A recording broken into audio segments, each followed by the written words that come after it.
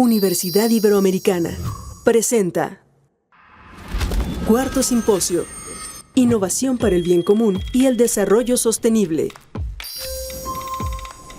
Cátedra: Construir para el bien común y el desarrollo sostenible.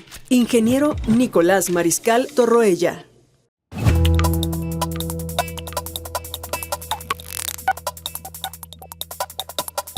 Saludo al maestro José Medina Mora, presidente de Coparmex, al ingeniero Nicolás Mariscal Torroella, fundador de la cátedra y presidente de Marnos. Ahorita se nos incorpora el doctor Anaya Muñoz, y al maestro Javier Cervantes González, director de estudios empresariales, y también a la doctora Azucena Betanzo, coordinadora de la Cátedra para el Bien Común. Saludo a los amigos del ingeniero Nicolás Mariscal, miembros del consejo que también están aquí presentes, amigos, estudiantes y a los que nos siguen de forma virtual en esta transmisión. Un agradecimiento especial para José Alberto Lara y María Zorrilla de ELISA y Centros por la contribución en este simposio. Es un honor darles la bienvenida al simposio Construir para el Bien Común y el Desarrollo Sostenible. Este evento representa una oportunidad única para unir a expertos, agentes de cambio, catedráticos y estudiantes en la reflexión, información y alternativas de solución innovadoras que promuevan el bienestar de nuestras comunidades y la salud de nuestro planeta. En los primeros 3 simposios nos hemos dado la oportunidad de tocar cada uno de los objetivos de desarrollo sostenible.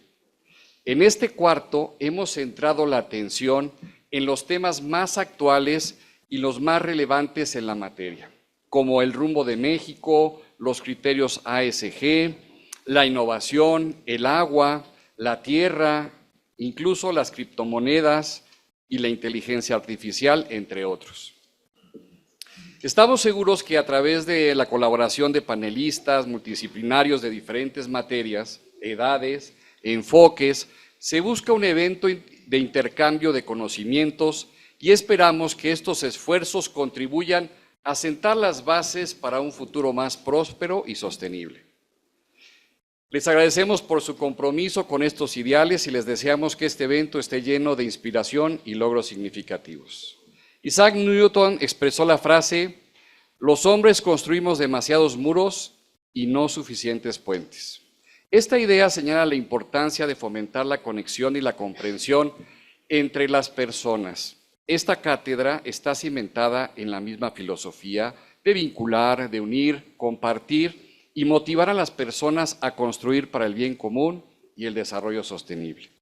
Para mí, nuevamente, me enorgullece como secretario de la cátedra invitar a que nos dé unas palabras de bienvenida al fundador de la cátedra, que su lema es construir puentes, el ingeniero Nicolás Mariscal Torroella.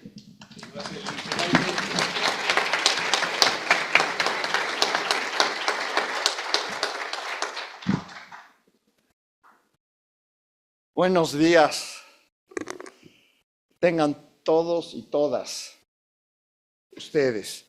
Gracias por acompañarnos a esta 4ª edición del Simposio Innovación para el Bien Común y el Desarrollo Sostenible.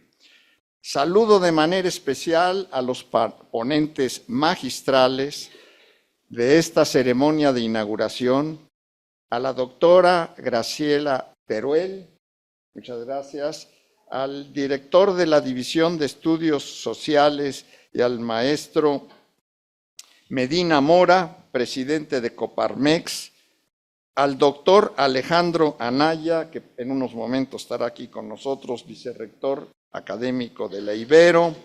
Les agradezco por abrir las puertas de esta casa de estudios y por el apoyo que nos brindan el maestro Javier Cervantes, director del Departamento de Estudios Empresariales, a la doctora Azucena Betanzos, también coordinadora de esta cátedra, al licenciado Walter Selle, director del clúster RC, al licenciado Tomás Sánchez de la Concha, presidente del Consejo Consultivo de Aliarse, y a mi equipo de trabajo, en especial a la maestra ingeniera Sandra de Garay. Gracias a todos ustedes. Sin más preámbulo, los invito a reflexionar según cifras del INEGI.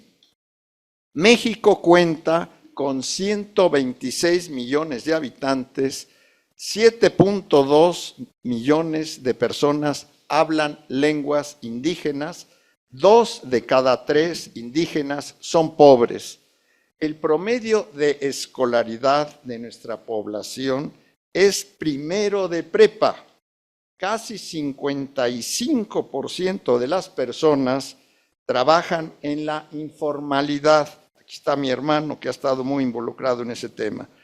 El Coneval publicó el año pasado que al año 2022, 56 millones de personas tenían un ingreso mensual por debajo de la línea de pobreza, es decir, por debajo de 4,200 pesos al mes para zonas urbanas y de 3,000 pesos mensuales para zonas rurales.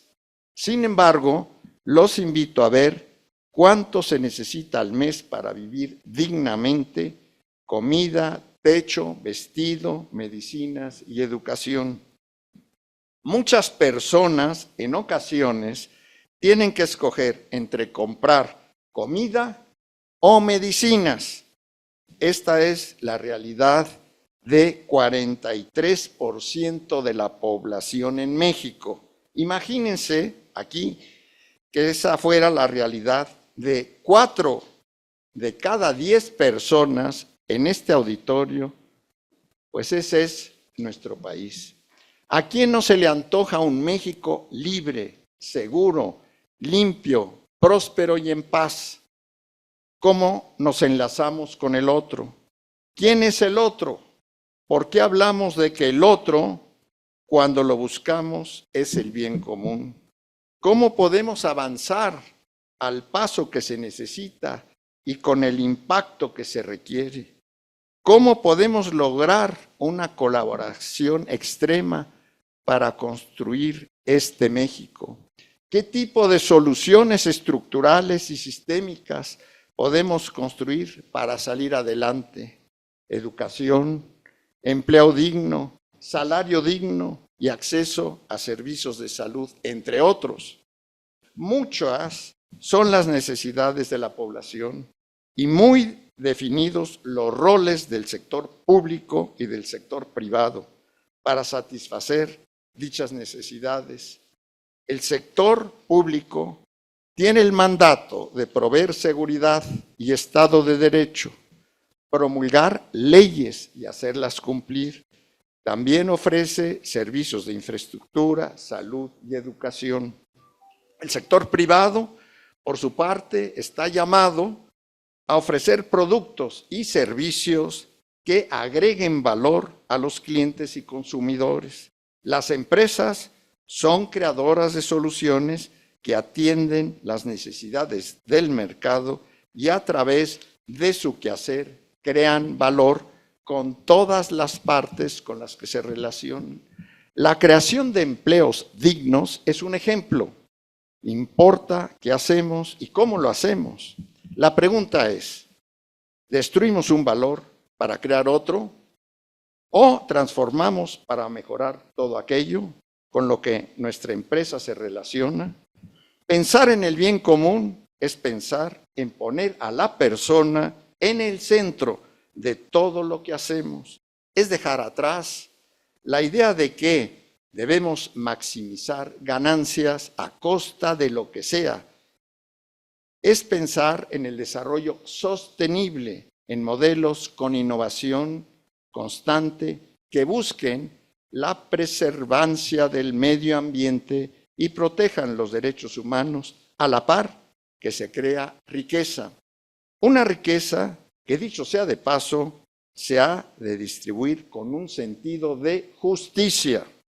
Esto que acabo de describir crea sociedades prósperas y alimenta círculos virtuosos para que esos 56 millones de personas con ganancias por debajo de los 4,200 pesos al mes pasen a una situación más próspera, se requiere un cambio de mentalidad y una colaboración extrema. Vamos por ese sueño y desde la cátedra Construir para el Bien Común y el Desarrollo Sostenible ponemos nuestro granito de arena.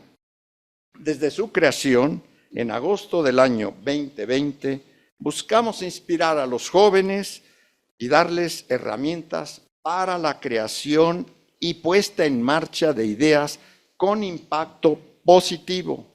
A lo largo de estos 4 años, hemos contado con la participación de cerca de 130 expositores, mayormente mexicanos, aunque también de otras partes del mundo, cuyas conferencias están al alcance de todos ustedes y asimismo, y sin costo por supuesto, asimismo la cátedra cuenta con 2 programas, el simposio y el reto, mientras que el simposio, este que estamos celebrando hoy día, apunta a ser fuente de diálogo e inspiración. El reto busca impulsar el emprendimiento. Para ello, junto con la Universidad Iberoamericana, hemos logrado alianzas con 2 organizaciones, líderes de emprendimiento. No sé si las conozcan, pero se las digo. Enactus es una organización global con presencia en 35 países y 400 universidades, dedicada a potenciar el talento de los jóvenes emprendedores. Y por otra parte, Junior Achievement es una organización sin fines de lucro que se dedica a brindar herramientas para los jóvenes con el fin de ayudarles a construir un futuro laboral sólido. Esta organización se encuentra en más de 100 países e impacta a más de 3 millones de jóvenes al año. Fue nominada para el Premio Nobel de la Paz. Yo creo, como lo dijo hace rato aquí Walter, en crear puentes para generar sinergias. Deseo que esta cátedra sea eso para ustedes y les agregue valor.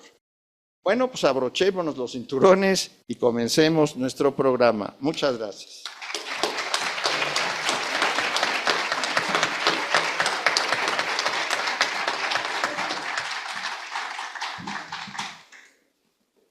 Muchas gracias. Le agradecemos al ingeniero Nicolás Mariscal Torruella estas palabras que nos dedica.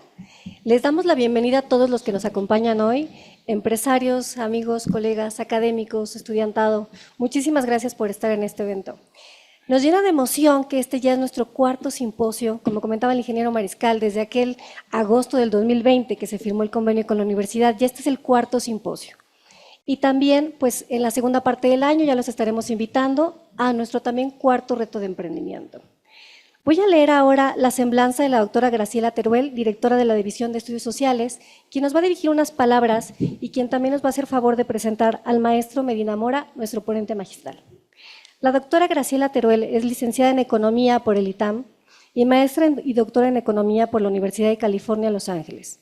Ha participado activamente en la evaluación de impacto de programas sociales, entre los que se encuentran Progresa, Oportunidades y Proyectos Productivos. Dentro de sus contribuciones más importantes en el ramo de medición del bienestar se encuentra ser codirectora de la Encuesta Nacional sobre Niveles de Vida de los Hogares, 2002, 2005 y 2009, primera encuesta en México de tipo multitemático y longitudinal, con representatividad nacional. Entre sus áreas de investigación se encuentran medición del bienestar, pobreza y evaluación de programas sociales. Sin más, le cedo la palabra a la doctora Teruel. Muchas gracias.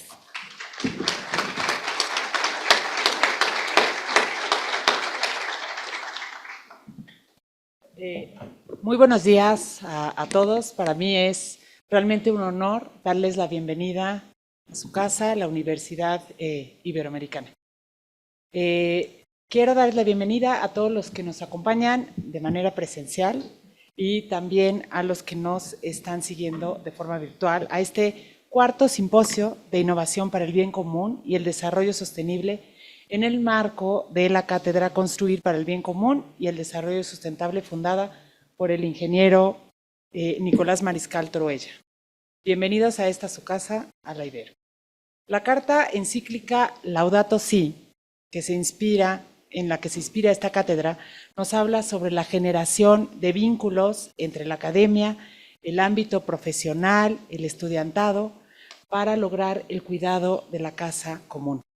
En línea con la filosofía ignaciana de la Ibero, de buscar que cada alumno sea la mejor versión de sí mismo, es que hoy inician las actividades de este cuarto simposio para que las y los jóvenes tengan la oportunidad de aprender de la experiencia real, de viva voz de quienes se desempeñan en el ámbito laboral y académico. No hay mejor aprendizaje que aquel asimilado a partir de la experiencia.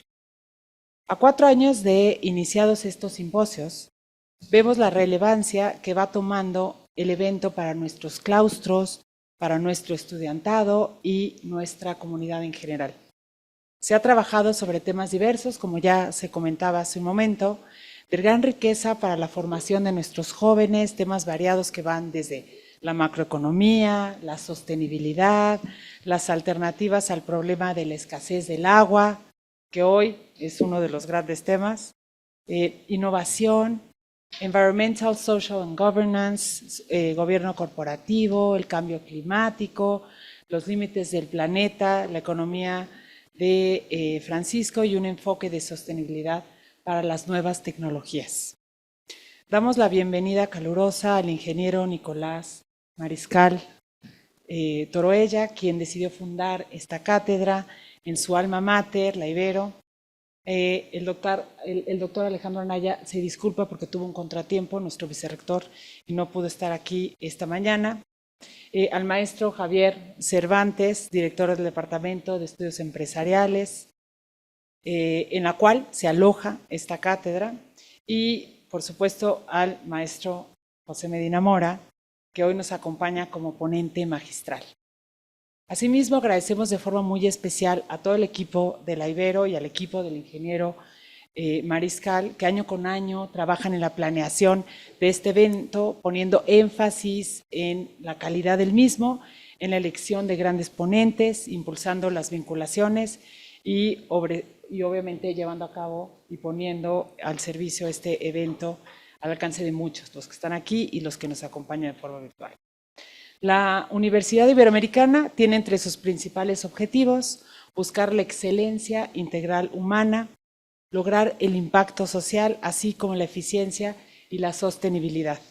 Transferir conocimiento de manera humanista, integral y sin distinción es uno de los objetivos de esta cátedra, dirigida principalmente a los jóvenes, ya que son ellos quienes van a hacer la diferencia en la construcción de un futuro más justo y más próspero. Esto se logrará mediante colaboraciones, el trabajo conjunto, cooperación, transdisciplina y como principales valores de su actuar justamente la justicia. El ingeniero Nicolás Mariscal, todo nuestro agradecimiento y reconocimiento por esta gran labor, así como a los asistentes también por estar aquí.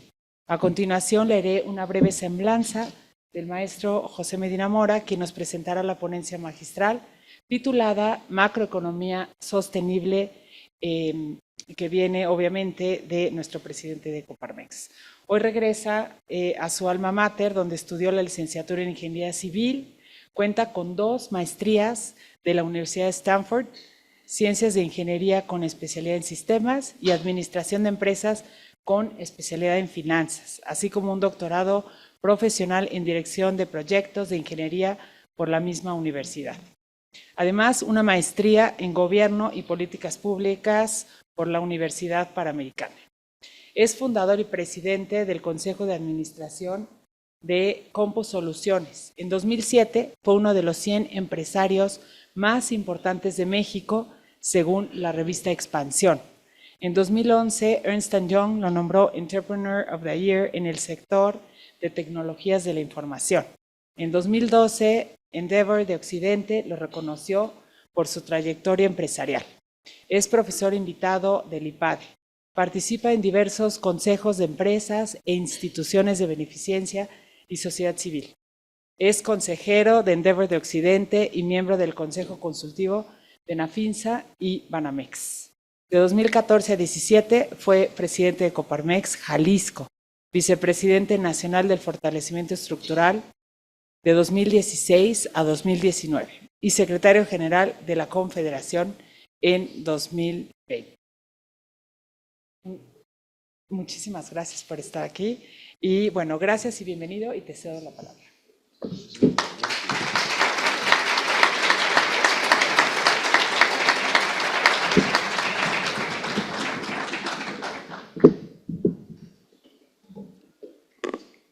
¿Qué tiene que ver la innovación con el bien común y con el desarrollo sostenible?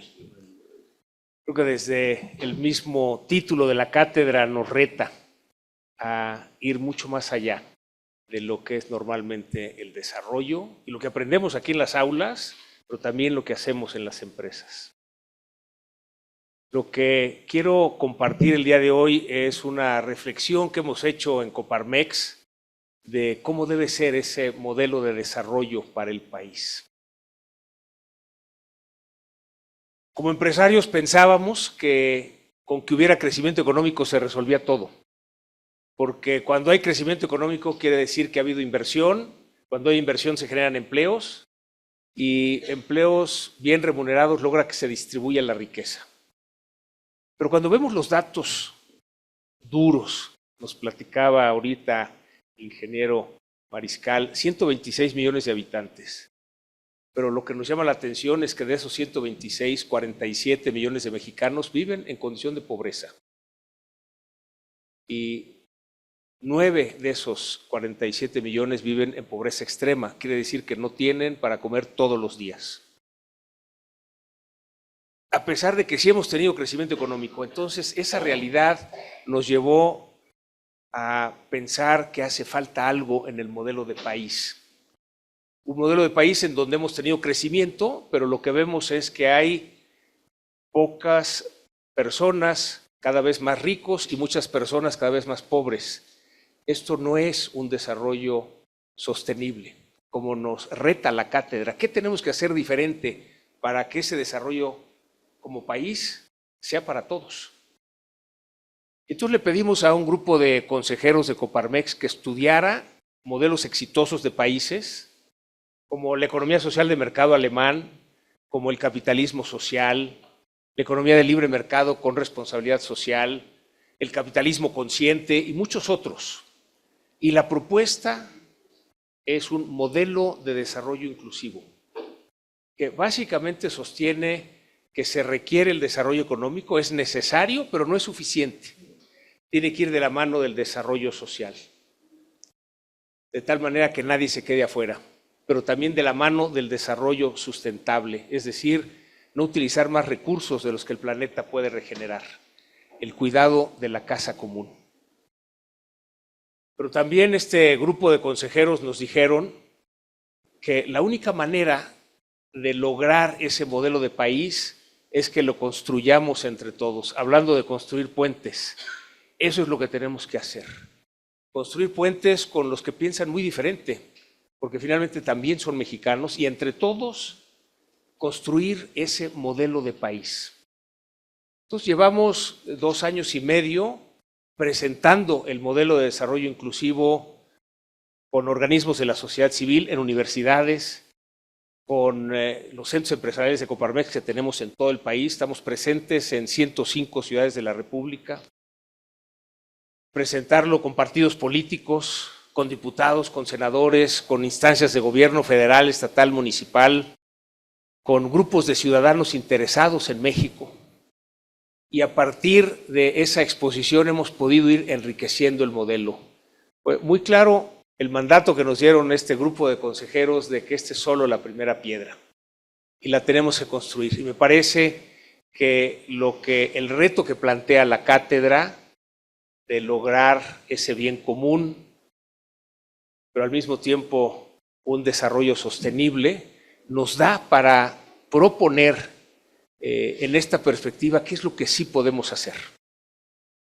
Lo que ven ustedes en pantalla es simplemente un esquema. No pretendo que alcancen a leer las letras, pero sí que tengan una idea de que es un modelo de 20 variables que tiene 3 pilares, y detallaré cada uno de esos 3 pilares. Ese primer pilar es el desarrollo inclusivo y sostenible, que básicamente cuando decimos desarrollo económico con desarrollo social, en desarrollo social nos referimos precisamente a lo que nos decía el ingeniero Mariscal en la parte de la educación, en la parte de la salud. Educación de calidad. Nos dice OCDE que tenemos 4 años de rezago en educación con respecto al promedio de los países de la OCDE. Pero quizá más grave, datos de la prueba PISA nos dicen que hoy niños y niñas, adolescentes de secundaria en México no pueden resolver operaciones aritméticas que resuelven niños y niñas de tercero y cuarto de primaria en el promedio de los países de la OCDE. Si tuviéramos que hacer una sola apuesta al futuro de México, debía ser educación. Y es mucho lo que tenemos que avanzar. Además de este rezago, tenemos un problema grave de deserción escolar, en donde, sobre todo a partir de la pandemia, muchos niños y niñas no regresaron a la escuela.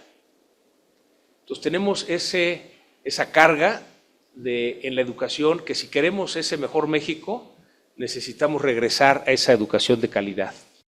Cuando hablamos en desarrollo social, de salud para todos, Coneval, como ya nos decía el ingeniero Mariscal, nos decía en el reporte del 2018, había 20 millones de mexicanos sin acceso a servicios de salud. El último reporte es del 2022, presentado en agosto del 2023, hay 50 millones de mexicanos sin acceso a servicios de salud. Esto se explica por la cancelación del Seguro Popular. Se hizo el INSABI, ya se canceló porque no sirvió. Esperemos que funcione el IMSS Bienestar. Pero por lo pronto tenemos 50 millones de mexicanos sin acceso a servicios de salud. Nos daba el ingeniero Mariscal datos del salario.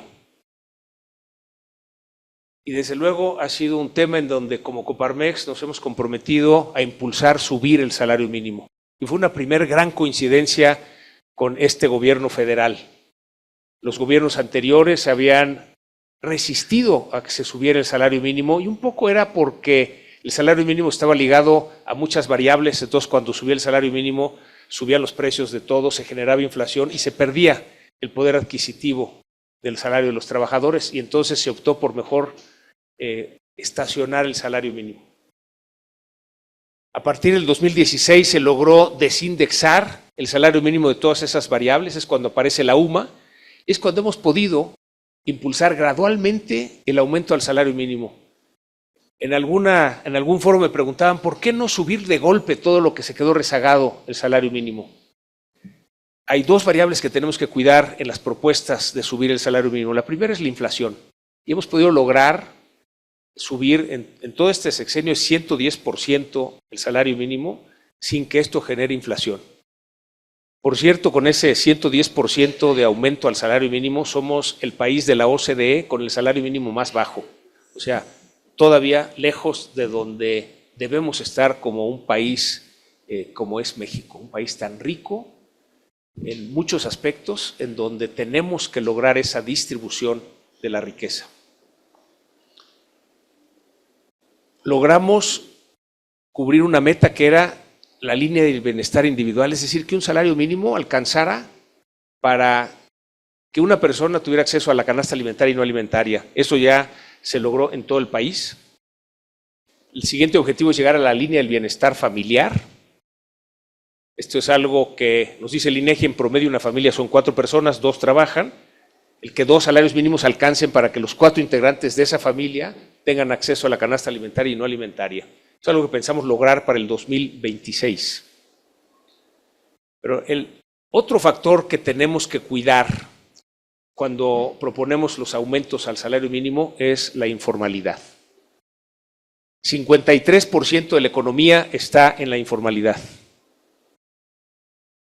Nos dice el INEGI que de las empresas, las unidades económicas, 95% son microempresas de 1 a 10 colaboradores. Ahí están muchos de los emprendedores. Pequeñas empresas son otro 4%, entre 11 y 50 colaboradores. Ahí tenemos el 99% de las unidades económicas del país. Si subimos demasiado rápido el salario mínimo, lo que sucede con la micro y pequeña empresa es que algunas tienen que cerrar porque no pueden absorber el aumento de costos o de plano se pasan a la informalidad. Por eso es una variable que tenemos que cuidar. En el desarrollo social, que haya educación de calidad, salud para todos, un salario digno, nos decía el ingeniero Mariscal. Por el otro lado, cuando decimos desarrollo económico con desarrollo social y desarrollo sustentable, tenemos que cambiar la mentalidad de los procesos productivos en donde tradicionalmente hacemos el diseño de un producto, lo producimos masivamente, lo consumimos masivamente y lo desechamos masivamente. Y tenemos que cambiar esa mentalidad de entrar en la economía circular, en donde desde el diseño, la producción, el consumo esté contemplado, cómo reciclar, cómo usar. Desde luego en el desarrollo sostenible, sustentable, que tiene que ver con el medio ambiente, con el cuidado del medio ambiente, se requiere una adecuada gestión del agua. Bueno, aquí en esta ciudad, en la delegación Benito Juárez, pues ahora sabemos que hay agua contaminada, pero a raíz de eso hay 20 estados en el país que tienen agua contaminada. Hace poco un amigo me decía que su hija vive en Islandia. Y en Islandia tú abres una llave y es potable en todos lados. Y vino su hija con una amiga de Islandia y estaba sorprendida de que aquí manejáramos botellas. Al menos ya en algunos lugares no son botellas desechables, ¿no? Pero finalmente tenemos que llevar la botella para tener el agua potable. ¿Qué hemos hecho con la naturaleza para tener el agua contaminada? Yo recuerdo de niño abríamos la llave y era agua potable en esta ciudad. Pero también la adecuada gestión de la energía. El mundo va hacia las energías limpias. Como país no estamos yendo hacia las energías limpias. Tenemos una ubicación de privilegio, más o menos unas 4 veces más asoleamiento del que tiene Alemania, 5 veces más el tamaño de Alemania, y Alemania produce 20 veces más energía solar que México. O sea, tenemos los recursos para hacerlo y no lo estamos haciendo. Lo mismo con la generación de energía eólica. Entonces, bueno, ese es el primer pilar. Un país en donde tengamos, sí, desarrollo económico, pero que nadie se quede afuera. Y para eso se requiere educación de calidad, salud para todos, salarios dignos, vivienda digna, pero también el uso adecuado de los recursos naturales, el reciclaje, la gestión adecuada del agua y el impulso hacia las energías limpias. Y me paso al segundo pilar. El segundo pilar es un Estado democrático y de derecho. Y hay varios componentes. Es un modelo de país en donde hay Estado de Derecho. Esto quiere decir que se respeten las leyes, desde la Constitución hasta la última ley, y desde el presidente de la República hasta el último ciudadano. Muchas veces hemos dicho que no necesitamos más leyes, lo que necesitamos es que se respeten las leyes que tenemos. Es interesante en el diálogo que tenemos con empresas extranjeras que quieren venir a invertir a México. Una de las dudas que tienen es si invierten en México, si la ley los protege. ¿Qué les contestarían ustedes? Bueno, yo les tengo que decir la verdad, decir, eventualmente la ley sí nos protege, ¿no? Y les cuento pues casos como cuando el Ejecutivo tiene una iniciativa de reforma constitucional en materia electoral que llega al Congreso y que requiere mayoría calificada porque es cambiar la Constitución, y que salimos los ciudadanos en 65 ciudades en defensa del INE, y que los diputados de oposición voltearon a ver la manifestación de los ciudadanos y votaron en contra. Se rechaza la reforma constitucional, pero aprueban ese plan B con la mayoría que tienen, a pesar de ser inconstitucional. Y luego nos lleva tiempo, meses. Como Coparmex participamos con 2 amicus curiae, que es literalmente amigo de la Corte, elementos para que los ministros de la Corte pudieran evaluar Esa iniciativa afortunadamente es desechada porque se respeta la Constitución. Y es lo que les digo a las empresas extranjeras, a veces nos lleva más tiempo, pero sí se respeta la ley. Entonces, un país con Estado de Derecho, pero también un país con seguridad, justicia y paz. Y ahí los jesuitas han sido fundamentales. Ustedes recordarán lo que sucedió en la misión de Cerocagui en la Sierra Tarahumara y que en este asesinato de 2 jesuitas y un guía de turista hizo que subiera la voz no nomás los jesuitas, sino la Conferencia del Episcopado Mexicano. El año pasado nos convocó la Conferencia del Episcopado Mexicano a organismos empresariales a tener un encuentro de obispos y empresarios, algo que no sucedía. Nos reunimos en Guadalajara, en el ITESO, la Universidad Jesuita de Guadalajara, obispos de todo el país, con empresarios de todo el país, en el ejercicio de qué tenemos que hacer, además de exigir a la autoridad que nos dé la seguridad que por mandato constitucional les corresponde, qué es lo que podemos hacer nosotros desde la ciudadanía. Luego la Conferencia del Episcopado Mexicano convocó foros con sindicatos de trabajadores, con universidades, con otras iglesias, y en septiembre en Puebla hace un gran vaciado de todas las ideas y de ahí surge la Agenda Nacional por la Paz. Una agenda que desde luego suscribimos como Coparmex, difundimos, estamos convencidos que contiene los elementos que podemos hacer desde la ciudadanía para recuperar ese México en paz que todos queremos. Por cierto, de ahí surgen las 117 compromisos por la paz que la Conferencia del Episcopado Mexicano le planteó a las 2 candidatas y al candidato a la presidencia de la República.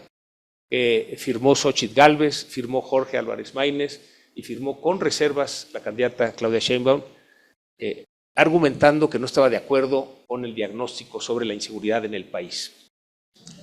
Bueno, nos da la claridad de las perspectivas que tiene cada una de las candidatas y candidato.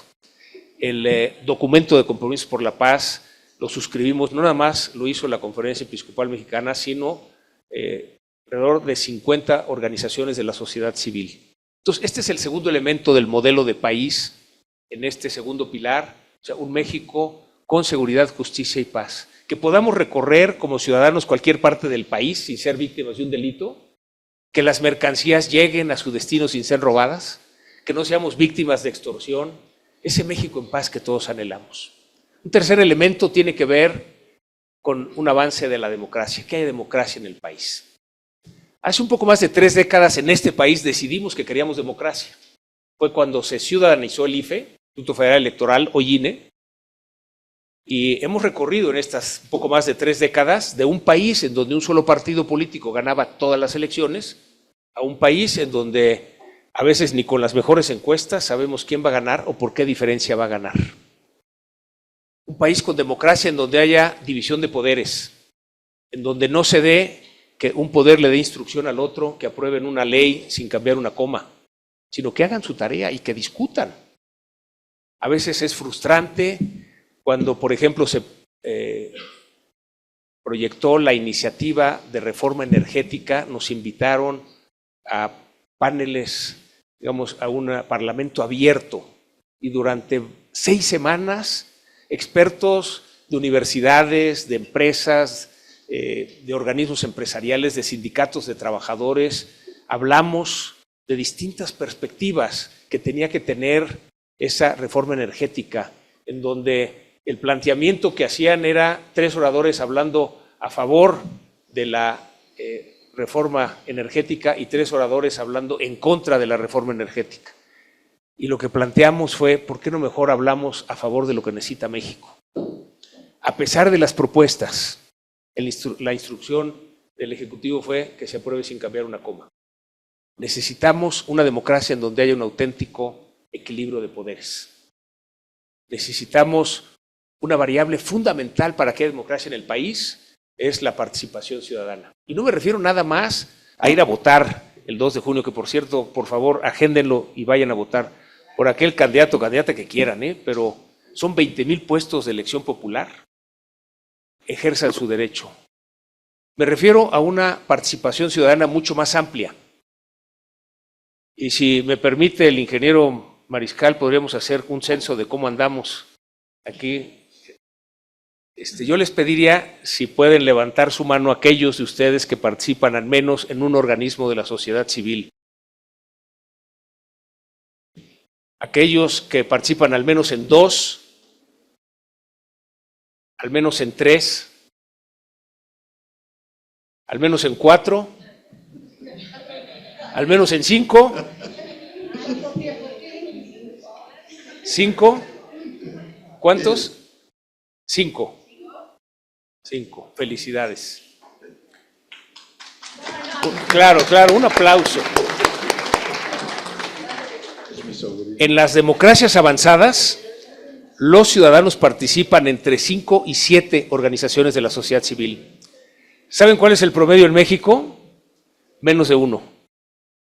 Me ha tocado estar en universidades y preguntarle a los jóvenes, a ver, levanten la mano los que participan al menos en un organismo de la sociedad civil, y nadie levanta la mano.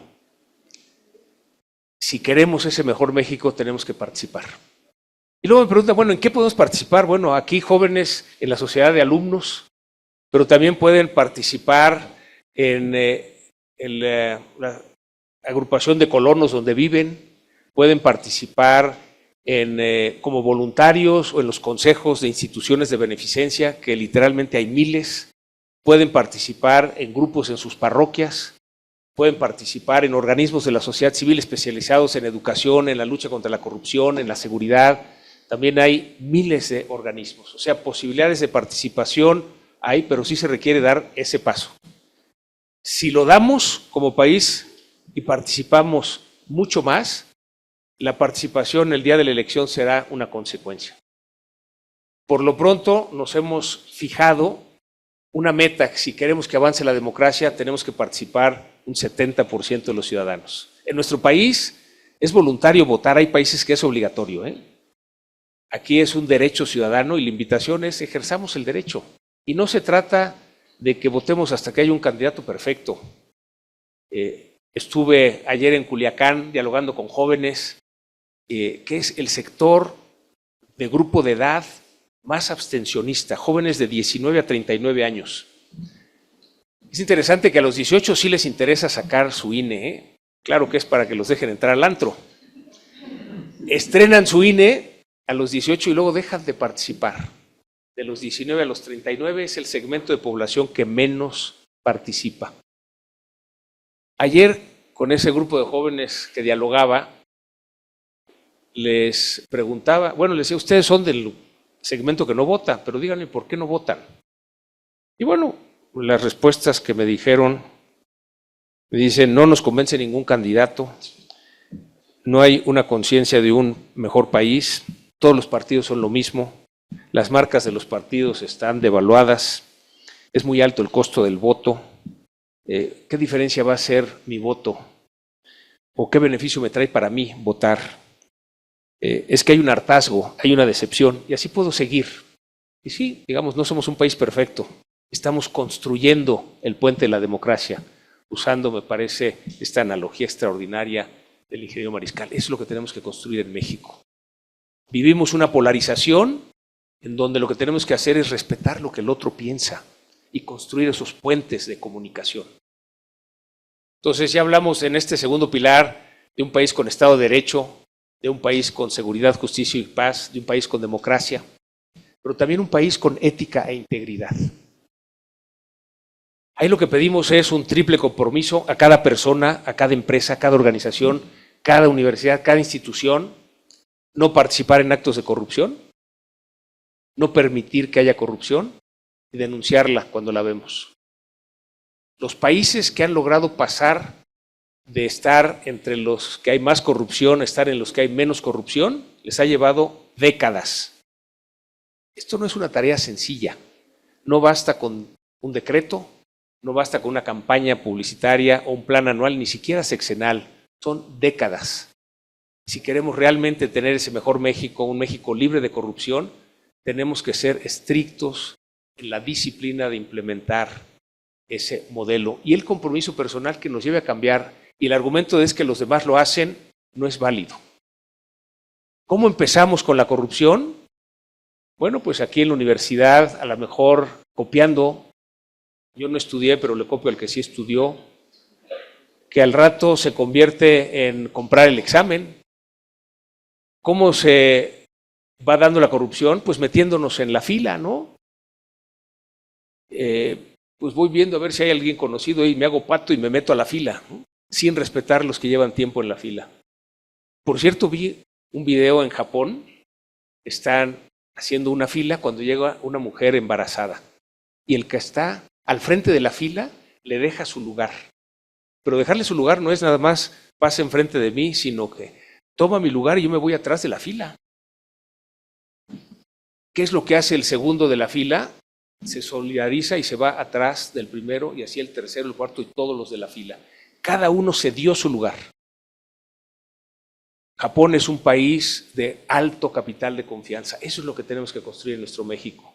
Y eso se va a lograr en la medida de que aceptemos que hay otras personas que piensan diferente y que tenemos que respetar cómo piensan y tenemos que escucharlas y construir juntos, construir esos puentes en donde uno va a poner las piedras y otro el cemento y otro la mano de obra y entre todos vamos a construir ese modelo de mejor México.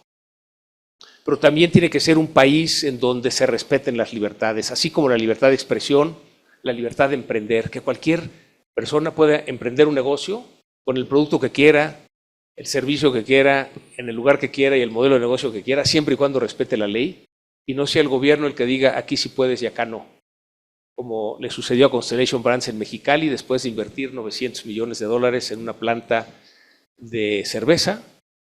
Y en una consulta, cumplía con todos los requisitos de la ley, una consulta en donde solo participó el 5% del padrón, le dicen, pues sabes que siempre, aunque tienes los permisos, siempre no puedes construir aquí la planta.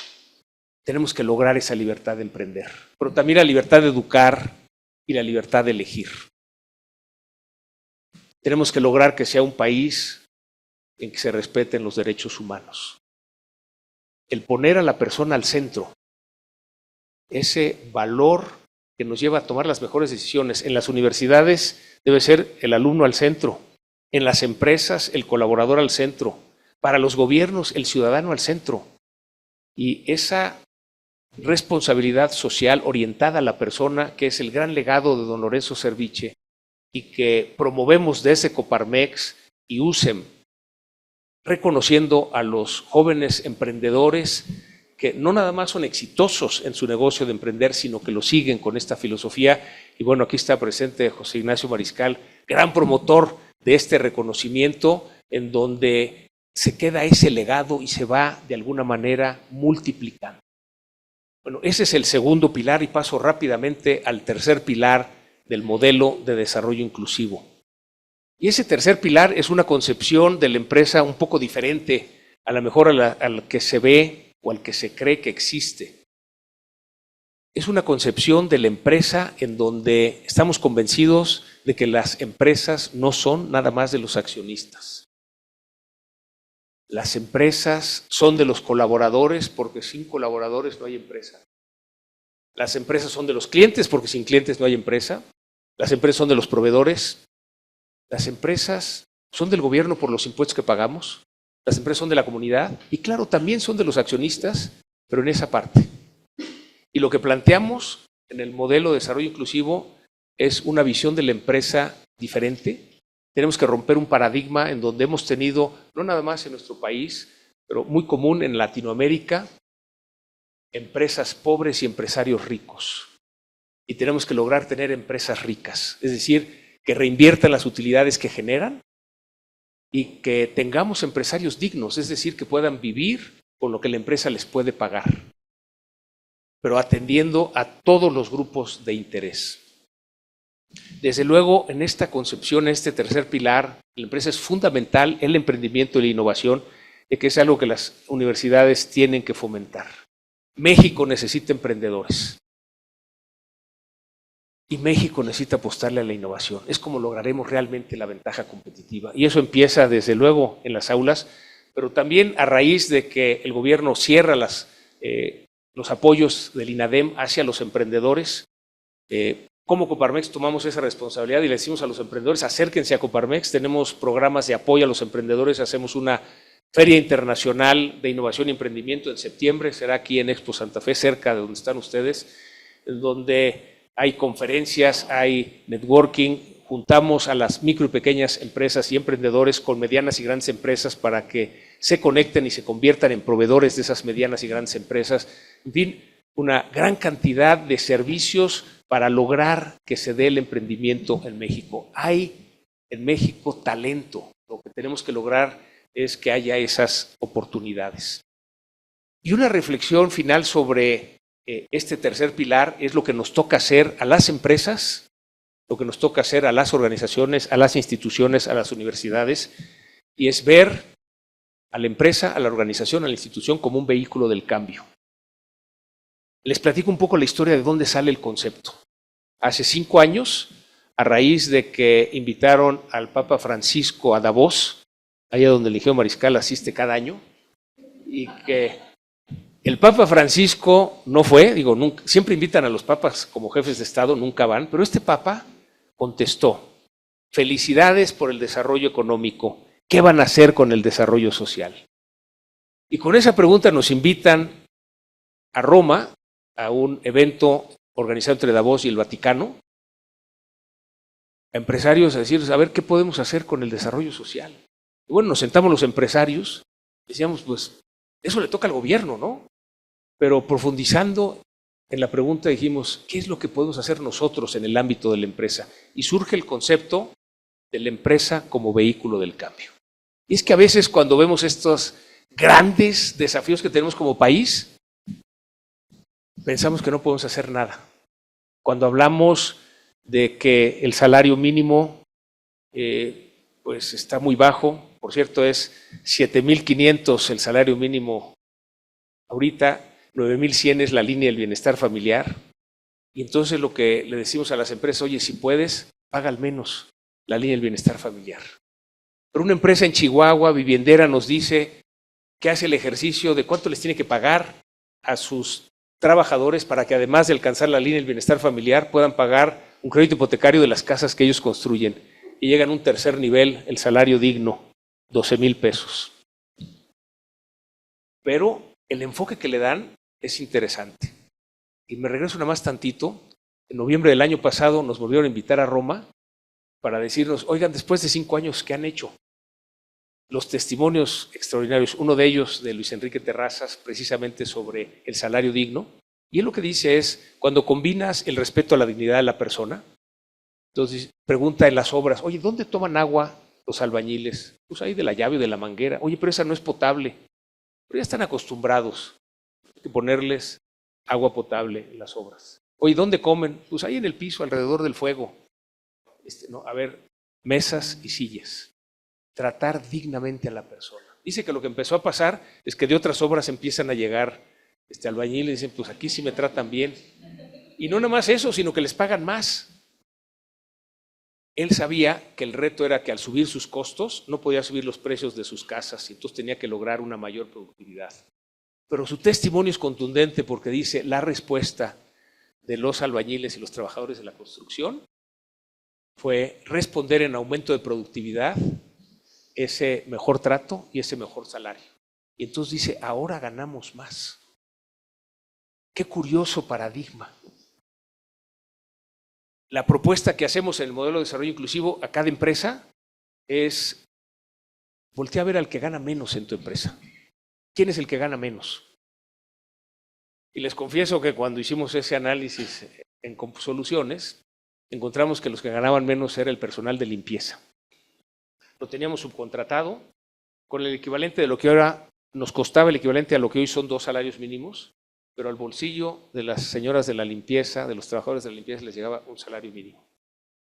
Propusimos al Consejo contratar directamente a los colaboradores que están en el área de limpieza con los 2 salarios mínimos, o sea, un aumento del 100% de su salario. Créanme que les cambias la vida.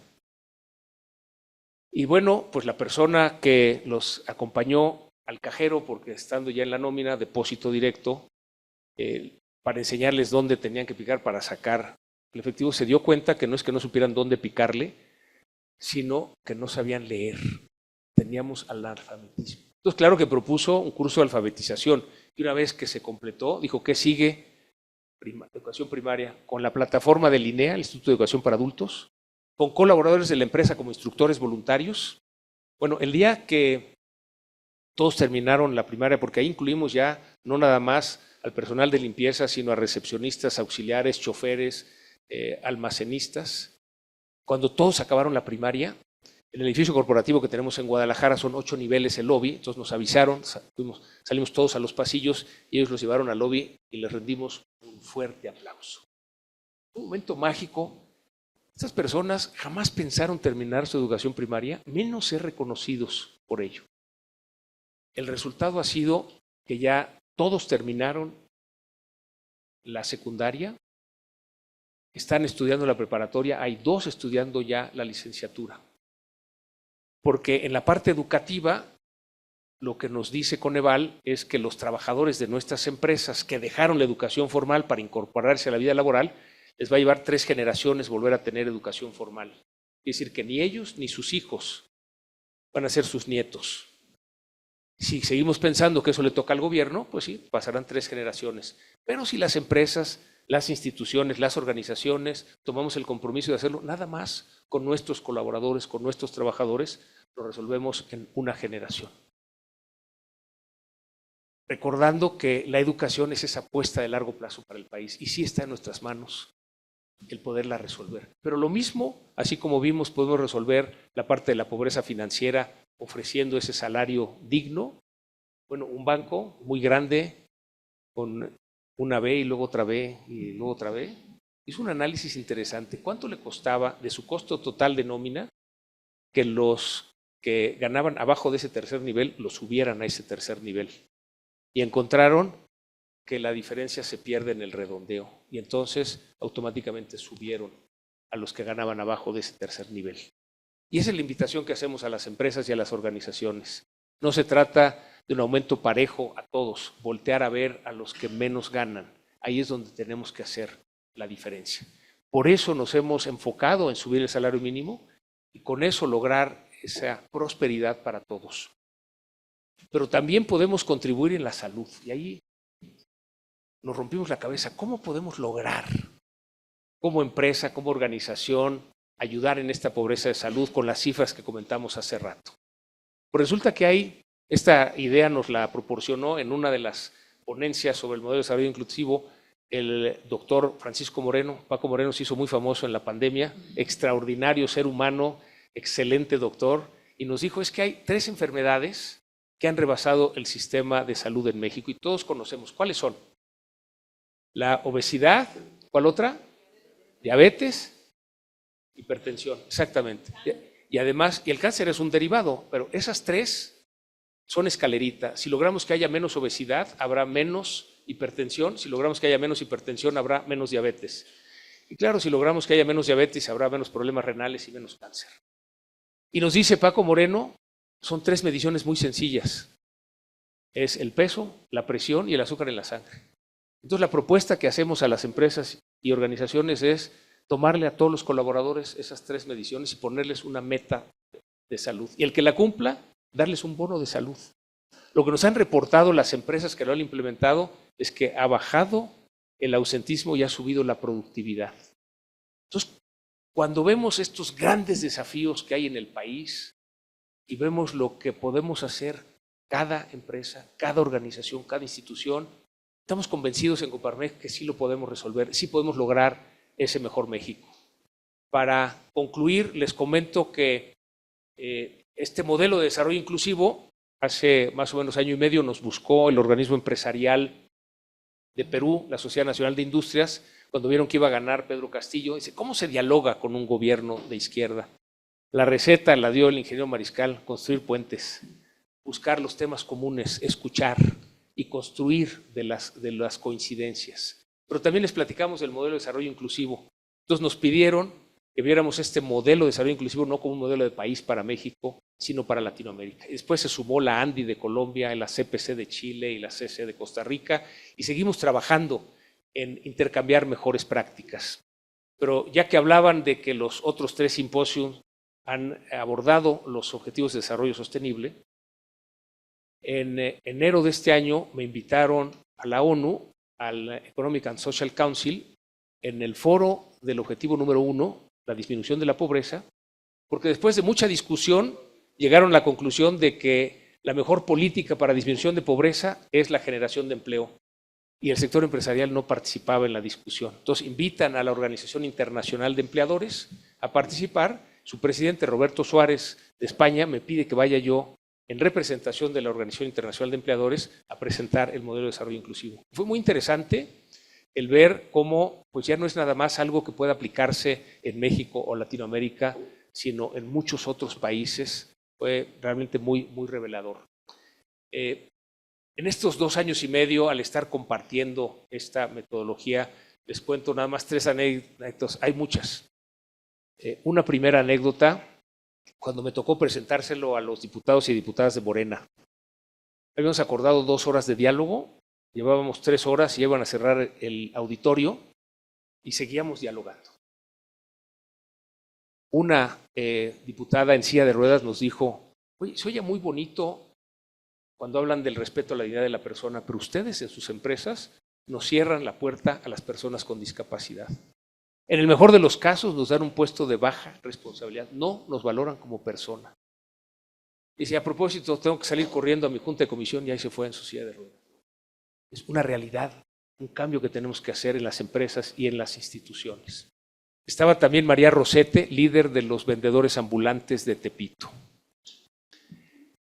Y me dijo María Rosete que para ella, para su familia, por generaciones, la manera de subsistir ha sido el comercio ambulante. Dice, y ustedes, empresarios, nos señalan como delincuentes porque no pagamos impuestos. ¿Por qué no mejor nos ayudan a entrar a la formalidad? ¿No? Desde luego nos reunimos después con María Rosete, la invitamos a un panel sobre informalidad, nuestro encuentro nacional, nos dijo otras 2 verdades. La primera nos dijo, ojalá solo pagáramos impuestos. Dice que ellos tienen que pagar permisos, el ayuntamiento, la alcaldía, y luego pagar derechos, ¿no? El dueño del piso pues, se lleva también su derecho. Y cuando ese dueño del piso quiere dárselo a alguien más, mete los bulldozers y los desalojan. En esa lucha le mataron al marido y a un hermano. Y nos dijo una segunda verdad. Nos dijo, ¿saben qué productos vendemos? Dice, porque no vendemos ni robado ni contrabandeado. Los productos que vendemos son los que ustedes hacen en sus empresas. Somos un canal de distribución para ustedes.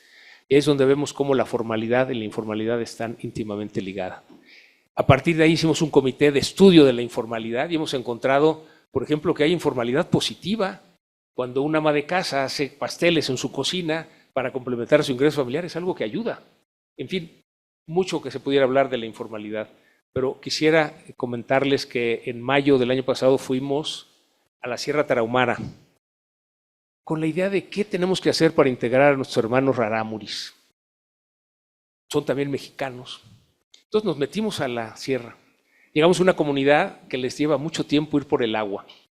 Entonces dijimos, pues está muy fácil, ¿no? Yo soy ingeniero civil de aquí de la Ibero, entonces se hace un tanque, unas bombas, unas tuberías, llave, agua a la casa. Y nos dicen los rarámuris que para ellos es muy importante ir por el agua porque primero les permite estar en contacto con la naturaleza y segundo, darle gracias a Dios por el agua. Y entonces aprendimos que tenemos que escuchar más. Si queremos integrar a todos, no es llegar a decirles lo que tienen que hacer, sino escucharlos. En otra comunidad les llevaron una piñata. Ustedes imaginan la imagen de unos niños rompiendo una piñata. No está en la cultura rarámuri pegarle las piñatas, pero cuando se les convenció de que era un juego, pues le pegan, se rompe la piñata, caen los dulces y se quedan los niños rarámuris alrededor de los dulces. Hasta que una niña recoge un dulce, otro dulce, un niño un dulce, y cuando cada quien tenía un dulce sobraban muchos. Y entonces dicen, ¿no quieren más dulces? Había una lección de solidaridad. Dicen, esos son para los que no tienen. Nosotros ya tenemos nuestro dulce. ¿Qué tenemos que hacer para lograr un México con desarrollo inclusivo en el que todos quepamos? Tenemos que abrirnos a entender las necesidades de todos los grupos. Entender que muchos piensan diferente y está bien. Si los escuchamos con respeto, podemos construir juntos. creo que ya estoy sobre el tiempo. Podría contarles muchas más anécdotas, pero creo que aquí me voy a detener. Creo que con estos ejemplos refleja qué es lo que estamos haciendo en la construcción de este puente entre todos los mexicanos para lograr este modelo de país para las próximas 2 décadas. Ese México que sea más justo, un México que sea más libre, un México que sea más democrático y un México en paz que todos anhelamos. Pues sin más, agradeciendo la invitación a esta cátedra y la oportunidad de platicar sobre el modelo de desarrollo inclusivo, muchas gracias y enhorabuena.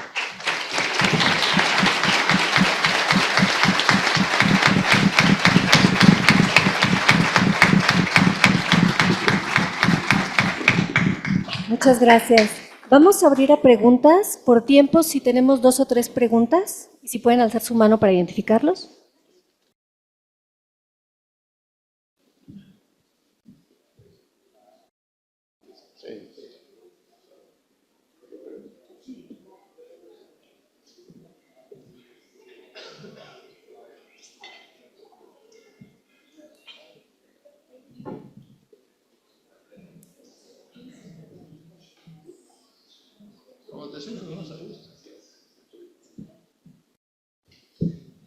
Buenas tardes, ¿qué tal? Gracias por la ponencia, por presentarnos un modelo tan interesante. Yo me quedé pensando en la India, en esta acción que hacen de sacar a 10 millones de personas de la pobreza cada año. Y le quiero preguntar, porque seguramente hay, pero no lo estoy viendo. ¿Cuál es la línea del tiempo para cumplir esto? O sea, ¿cuál es la línea del tiempo para sacar a los 50 millones de mexicanos de la pobreza o algo así que mencionó? Es decir, ¿lo vamos a lograr en 6 años? ¿Lo vamos a lograr en 5, en 4, en 2? ¿A dónde está eso? Porque creo que si no le ponemos esa línea de tiempo, no lo podemos medir y por lo tanto no lo podemos alcanzar. Gracias. Sí, lo que pensamos es que lo podemos lograr en 2 décadas. No es un plan sexenal, esto requiere de trabajo a largo plazo, pero lo que tenemos que lograr es avance cada año. Y lo que vemos con las cifras es que pues, en este sexenio ha aumentado la pobreza extrema. Si bien es cierto que ha disminuido la pobreza multifactorial, ha aumentado la pobreza extrema. Entonces tenemos que lograr avance cada año. Y tenemos que corregir muchas cosas. Por ejemplo, los programas sociales. Primero, son necesarios. Hay esta disyuntiva de das el pescado o enseñas a pescar. Cuando tienes hambre no puedes aprender a pescar. Pues tienes que dar el pescado y enseñar a pescar. Nos parece que los programas sociales debieran tener un objetivo diferente. En lugar de solo dar el dinero, ese debe ser un instrumento y el objetivo debiera ser sacar a las familias, a las personas de la condición de pobreza. En ese sentido, Banco de Alimentos nos enseña una metodología que puede servir para este propósito, porque la misión de bancos de alimentos es que ya no haya hambre, ¿verdad? O sea, que las familias que están en condición de pobreza alimentaria salgan de esa condición. Y entonces ha cumplido su misión el Banco de Alimentos. Así debiera ser cada uno de los programas sociales. Pero sí son 2 décadas el tiempo que requiere, pero necesitamos acciones cada día. Y ese es, digamos, el compromiso que estamos haciendo, ¿no? Y la invitación que hacemos a todos. Gracias.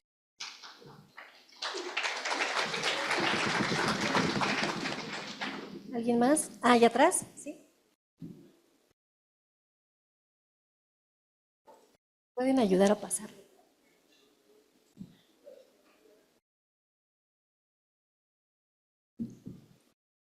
Hola, muchas gracias por la conferencia y tenía una pregunta, ¿qué recomendarías a nosotros los jóvenes para poder empezar a innovar y ser responsablemente sociales? Atreverse a innovar. La innovación es la que te va a permitir la ventaja competitiva. Y te cuento un caso. Jacobo y María en San Martín Tilcarejo, Oaxaca. Una población que no tenía ni internet. Ellos hacen trabajo en madera, hacen alebrijes. Comprometidos con la educación, mandan a sus hijos a estudiar aquí a México y de regreso, uno de ellos les dice que tienen que hacer una agencia de marketing digital. Ellos no entienden de qué se trata, pero le creen y entonces van a negociar con la Telefónica que les ponga una línea dedicada para tener internet y que la puedan pagar a plazos. Y eso les permite sus diseños de los alebrijes hacerlos enormes. Jacobo y María llevaron esos alebrijes gigantes a una exposición al Rockefeller Center en Nueva York. Los armaron en San Martín Tilcarejo, Oaxaca, y se los llevaron hasta Nueva York. Dice que lo difícil fue que entraran a Manhattan, ¿no?, en la madrugada. Y en esa sencillez de Jacobo y María, María le decían, pero no crean que somos los primeros mexicanos en exponer en Rockefeller Center. Antes hubo otro mexicano y le pregunta a Jacobo, ¿quién fue el otro que expuso en Rockefeller Center? Diego Rivera. Ah, sí, Diego Rivera. Jacobo y María se atrevieron a innovar. Y no nada más eso, sino a compartir su conocimiento. Su taller lo han convertido en un taller escuela, de tal manera que todo el pueblo ha aprendido al trabajo de madera y está lleno de talleres. La comunidad se ha transformado. Esto nos da, me parece, la claridad de que el talento está igualmente distribuido y lo que tiene que haber es oportunidades. Ustedes jóvenes, aviéntense, anímense a innovar. No es que el futuro esté en sus manos, el presente está en sus manos. Este país está en sus manos. Lo que ustedes hagan o dejen de hacer es lo que será el futuro, no nomás para ustedes, sino para sus hijos. En la línea natural de la vida nosotros llevamos de salida y es a ustedes a los que les toca tomarlo. Entonces, yo te diría que justo los jóvenes son los que se atreven. Entonces, atrévanse a innovar y encontrarán maravillas. A mí me tocó innovar hace 39 años, fundé mi empresa. Trabajaba yo para una gran empresa, me pagaban muy bien, un trabajo muy interesante y decidí dejar eso y emprender. Y no es fácil emprender, ¿no? La realidad es que quebramos el primer año, volvimos a quebrar el segundo año y no fue sino hasta el tercer año que logramos el punto de equilibrio y ya un modelo de negocio sostenible. Hoy estamos en el año 39. Si no me hubiera atrevido a innovar en ese tiempo, pues creo que hubiera perdido mucho en la vida, sobre todo en la formación de muchos colaboradores que han pasado por la empresa en estos 39 años. Entonces anímense, ¿Qué es lo peor que puede pasar? Que no funcione lo que piensas y vuelves a empezar. Hoy hay muchos apoyos para que puedan emprender y que puedan innovar.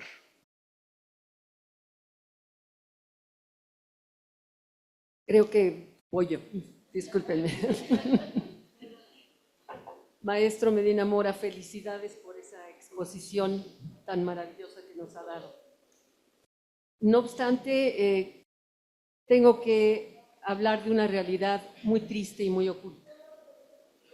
Siendo la Confederación Patronal de la República Mexicana, no va a ser algo nuevo lo que voy a decir, pero es algo vivo, es algo que existe. Hay en México un gobierno oculto, que está ya presente en muchos estados. El narco y sus negocios extra, como la extorsión, el robo de mercancías, el cobro de piso, el secuestro, que asola a los empresarios desde hace muchos años, no estoy diciendo últimamente, desde hace muchos años, y a la población en general. Eso es un verdadero cáncer en nuestro país. ¿Cómo pueden los empresarios luchar contra esa realidad? ¿Y qué nos enseña la actuación previa que se llevó a cabo en Colombia? Esa es mi pregunta y es una pregunta con una contestación que si la tiene alguien, se me van a romper las manos de aplaudir. Muchas gracias. Me toca en la Presidencia Nacional de Coparmex visitar 2 a 3 ciudades por semana. Yo les pregunto a los consejeros de los centros empresariales de Coparmex, a los socios, a los jóvenes, a los ciudadanos, organismos de la sociedad civil con quien también interactuamos, ¿qué les preocupa? Cada ciudad, cada estado, cada región tiene sus propias preocupaciones. El factor común es esta creciente inseguridad. Hemos visto modalidades de estas organizaciones que trabajan al margen de la ley. Es un fenómeno que empezamos a detectar hace alrededor de 15 años. En Acapulco fue la primera plaza en donde nos decían los empresarios que había ese pago de derecho de piso. La postura es muy clara ante las autoridades. Digamos, la Constitución le da al Estado 3 mandatos para su uso exclusivo: el uso de la fuerza, el poner leyes y el cobrar impuestos. Pero cuando los gobiernos dan un paso atrás, permiten que estas organizaciones que trabajan al margen de la ley hagan uso de la fuerza con lujo de violencia, impongan su ley y cobren sus impuestos, que es el derecho de piso. Lo que hemos visto es que hay nuevas modalidades. Hay regiones en donde intermedian los materiales de construcción y eso hace que en esa región las obras cuesten un 20% adicional. Otras regiones intermedian las llantas. En Guerrero, el pollo. En Michoacán, el aguacate. En Colima, el limón. En Nayarit, Sinaloa, Sonora, la cerveza, el tabaco. En fin, han ido cambiando sus maneras de operar. Las posturas que hemos tenido institucionalmente como Coparmex es, con la información oficial, los datos duros, hacer propuestas de cambio de estrategia. Este gobierno ha rechazado todas las propuestas que hemos hecho. Quisimos matizar diciendo, bueno, no hay que cambiar la estrategia, hay que ajustarla, aunque no van a ajustar nada. En este modelo de país, si queremos seguridad, justicia y paz, tenemos que hacer muchos cambios. En esta Agenda Nacional por la Paz, en donde colaboramos con los jesuitas, con la Conferencia Episcopal Mexicana y con 50 organismos de la sociedad civil, bueno, hay propuestas muy concretas, porque encontramos también ejemplos de ciudades, estados y regiones en donde hay seguridad. Destaca Yucatán, Aguascalientes, Coahuila. Bueno, y cuando yo le pregunté al gobernador de Yucatán cómo le hace, pues empezó por tener una policía bien pagada, en donde además fue el primer estado que firmó con el Infonavit para que tuvieran crédito hipotecario sus policías. Les da becas a sus hijos, hasta la universidad sea pública o privada. Entonces el policía se puede dedicar a hacer su trabajo. Esas prácticas se han ido llevando también a otras ciudades. En San Pedro Garza García, Nuevo León, además de adoptar esa práctica, pagar bien créditos hipotecarios y becas para los hijos, le han invertido a la Academia de Policía. El día que yo lo fui a visitar, había gente de la ONU visitando la Academia de Policía, extraordinaria, de primer mundo. Nos decían que ni siquiera en Estados Unidos hay ese avance. Lo tienen integrado a la comunidad de tal manera que los cadetes para hacer ejercicio van al gimnasio, que es de la comunidad, y va también la gente de la comunidad. Hay que invertir en las policías estatales y municipales, hay que invertir en sistemas. Cuando vemos los presupuestos en esta administración, ha caído el presupuesto de seguridad, solo sube al ejército, pero al ejército no le permiten actuar y el ejército no está entrenado para las acciones de seguridad pública. Ahorita el ejército puede, desde luego, está a cargo de la seguridad nacional y puede estar en seguridad pública hasta el 2028, así está la Constitución, pero los ponen a hacer carreteras, sucursales bancarias, manejar líneas aéreas, aeropuertos. No son funciones para las que estén dedicados. Hay mucho lo que tenemos que hacer, hay que construir puentes. Sí estamos dialogando con nuestros colegas de Colombia las prácticas que siguieron. Es un reto enorme y hemos estado en ese diálogo con las candidatas y candidatos a la presidencia de la República de qué tenemos que hacer diferente. Y hay una parte que le toca al gobierno y otra parte que nos toca desde la ciudadanía. Y pues estamos comprometidos a hacerlo. Esta Agenda Nacional por la Paz a que nos ha convocado los jesuitas y la Conferencia Episcopal Mexicana ha generado esperanza en muchas comunidades en donde por fin se ve que alguien hable de que tenemos que hacer algo diferente, de que tenemos que actuar. Pero nos hace falta todavía mucho, pero seguimos en esa construcción de puentes para lograr ese México seguro. Una última pregunta.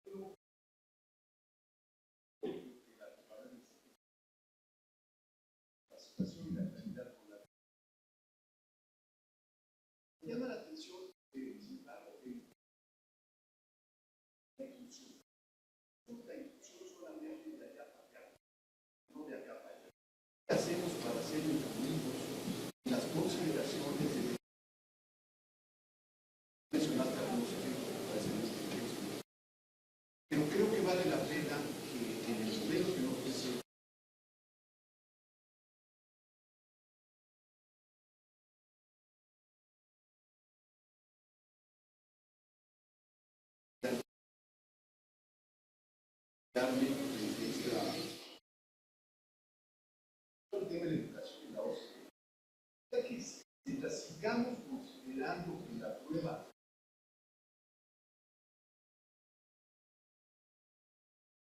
vamos a quedarnos siempre atrás del príncipe. Juega en el primer lugar esa prueba PISA hasta que se dio cuenta de que no era. Yo creo que hay muchas comunidades, muchas regiones que pueden trascender mucho en su nivel de matemáticas. Maya, trabajo desde hace algunos años en el mundo maya, en las comunidades mayas, son extraordinarios matemáticos, extraordinarios astrónomos, y los llevan en la sangre y es un linaje. Y mientras sigamos nosotros considerando que la astronomía que se estudia es la astronomía que se decide en el Centro de Astronomía de la UNAM o de otras instituciones, pues no vamos a trabajar y a formar a las gentes desde sus lógicas y paradigmas propios. Sí, dos comentarios. Creo que es toda la razón en que tenemos que buscar pues, esa otra manera de educar y pues digamos fortalecer lo que sí tenemos, lo que sí somos. Si hay alguna otra prueba, alguna otra manera de compararnos, la usamos simplemente como para tener ese parámetro, ¿no? No es que sea esa el objetivo, sino simplemente saber cómo estamos. Creo que en la educación en México íbamos muy bien en los niveles de primaria, pero de repente ya en la educación superior perdemos esa formación. Yo por lo menos así es como la viví, de haber estudiado México en quinto de primaria, me fui de intercambio y me ponían unas operaciones y pues para mí era muy fácil resolverlas y me pusieron así como en el cuadro de honor, ¿no? Era increíble que un niño de quinto de primaria resolviera eso. A mí me parecía lo más normal. Pero cuando llegué a la maestría, yo había dado clases aquí en la Ibero de probabilidad y estadística, de inferencia estadística, y llego a tomar una clase de estadística y digamos, eran 11 semanas, en las primeras 3 echaron probabilidad estadística, en las siguientes 3 inferencia estadística y luego había que profundizar. Dije, caramba, así nos hemos quedado rezagados, pero necesitamos algún comparativo. Y nada más digamos, cuando hablas de esta inclusión de los dos lados, cuando le presentamos a Claudia Sheinbaum este modelo, Claudia Sheinbaum nos dijo dos cosas. Primero, que le sorprendía que los empresarios habláramos de desarrollo social y no nada más de crecimiento del Producto Interno Bruto. Pero lo segundo es muy interesante porque permite precisamente esa inclusión. Dice, encuentro más coincidencias que diferencias. Y hemos tenido en su equipo gente especializada en energía, en educación, en salud, en seguridad, en las comisiones nacionales de Coparmex, para profundizar las propuestas. Entonces, lo que necesitamos es diálogo, escucharnos y construir a partir de ahí. Sí, muchas gracias. Y abierto a cualquier otra manera de podernos comparar para mejorar. Bueno.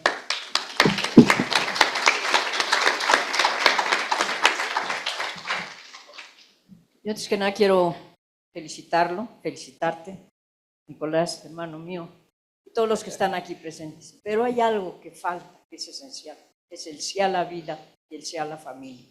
Es un deterioro muy importante que se está dando desde el origen de la vida. ¿Sí? O sea, el abortar es el agua vaya, el que niñas de cualquier nivel socioeconómico lo sucede. La familia, el deterioro de las familias. Es la esencia, es la piedra angular de una sociedad. ¿Qué está pasando para mejorar eso? Yo los invito a que apoyen a BIFAC, una asociación que llevamos pues ya más de 40 años trabajando por el sí a la vida y por sí a la familia. Empresarios, tenemos que partir de la esencia. ¿Qué es la vida? ¿Qué es la familia? Muchas gracias. Sí, muchas gracias. Yo creo que es mucho lo que podemos hacer desde la empresa, ver no nada más al colaborador al centro, sino ver que atrás de él hay una familia. Y, por ejemplo, asegurarnos que los hijos de nuestros trabajadores permanezcan en la escuela, asegurarnos que tengan acceso a la salud y así, digamos, difundir que en los valores la familia va primero.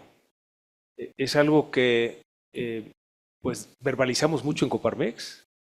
Cuando hay un tema de la familia, eso es la prioridad, olvídate de lo demás. Y lo mismo en la empresa. Yo creo que en la medida de que difundamos los valores y que hagamos vivos esos valores en la práctica, desde luego que apoyarnos en la familia es lo que nos permite tener pues, esa base fundamental para salir adelante.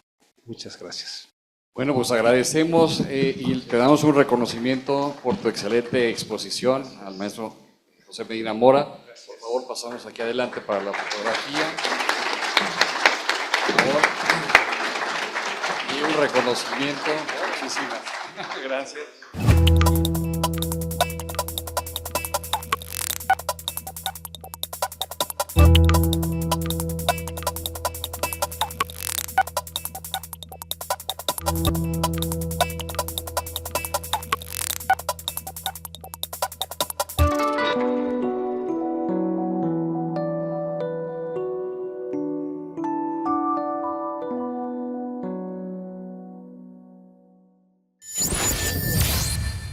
Universidad Iberoamericana presentó Cuarto Simposio, Innovación para el Bien Común y el Desarrollo Sostenible. Cátedra, Construir para el Bien Común y el Desarrollo Sostenible. Ingeniero Nicolás Mariscal Torroella.